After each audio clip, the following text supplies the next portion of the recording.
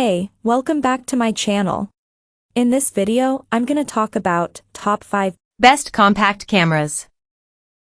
Starting at number 5. OM System Tough.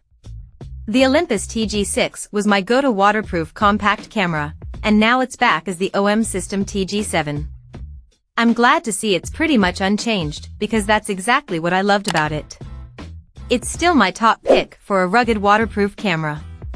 One of my favorite features is the built-in microscope setting, which allows me to capture stunning close-up shots. Plus, the field sensor system is a neat addition, recording GPS coordinates and ambient temperature along with my photos. With 4K video at 30 frames per second and the option for full HD video at 120 frames per second for super slow motion, the TG7 is quite versatile.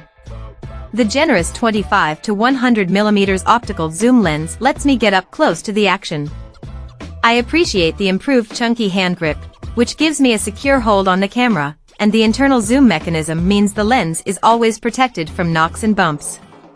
Overall, the TG7 is straightforward yet sophisticated, making it hands down the best waterproof camera I've come across.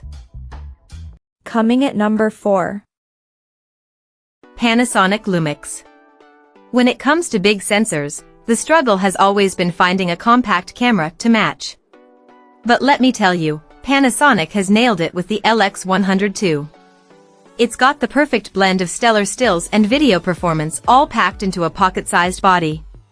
What sets it apart is its micro Four Thirds sensor, which is almost as large as the APS-C sensors found in many DSLRs. Yet, somehow, Panasonic has managed to shrink down the lens assembly to fit snugly within the camera body.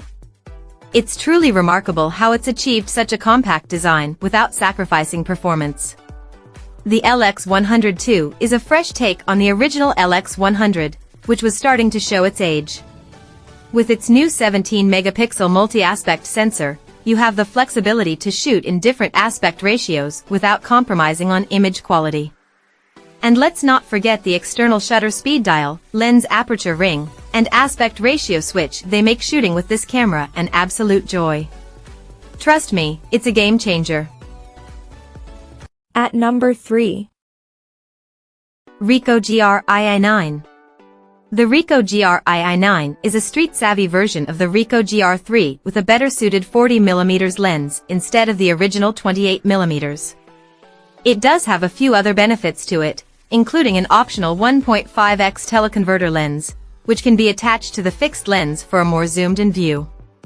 For an APS-C camera, it's incredibly compact, making it ideal for street or travel photography, and with a wide f/2.8 lens, super-fast IAF, plus sensor shift stabilization, it's great for portraits, too. It's pocket-sized, but it's big on features, boasting 2 GB internal storage and built-in NDs. It truly is a compact camera aimed at photographers who want to have total control. Number 2 of my list. Sony ZV-1. Aimed at vloggers, the Sony ZV-1 might just look like another variant from the RX100 range, but in reality, it's so much more.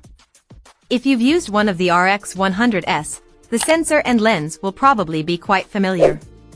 Where this camera excels is the controls, rear screen, and body, making it perfect for YouTube. It too has the popular zoom range of 24 to 70 mm with a variable aperture of f/1.8 f/2.8. However, there is a big change in minimum focusing distance as you zoom, which is annoying, especially if you're using it to record video. The steady shot active stabilization wasn't the best, but the autofocus is very impressive. It has a vari-angle, tilting rear screen that means it's perfect for recording yourself or taking selfies, and it comes with a mic windshield, which means its audio quality even with the built-in mic is still pretty good. Unlike the Sony RX100 cameras, it doesn't have a viewfinder, but it produces high-quality images, is even better at video, and, best of all, it'll cost you less. And number 1. Fujifilm X106.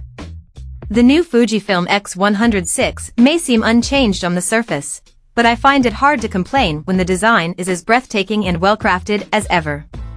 It's not just looks, the build quality is exceptional and feels really good in the hand. Using the X106 is still an absolute delight for me, especially with its hybrid viewfinder and manual dials that add a tactile element to my photography experience. Thankfully, there are some noteworthy upgrades under the hood.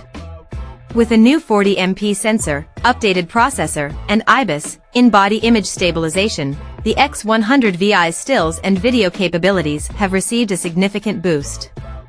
From the initial samples I've taken, the results have been nothing short of excellent. Admittedly, the price of the X106 is the highest yet, which does make it a tough decision, especially when there are cameras with better technology available for less.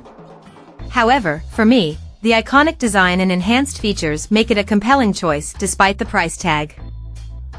Check out this video description for latest price and more informations. Thank you for watching this video. Please subscribe and stay tuned.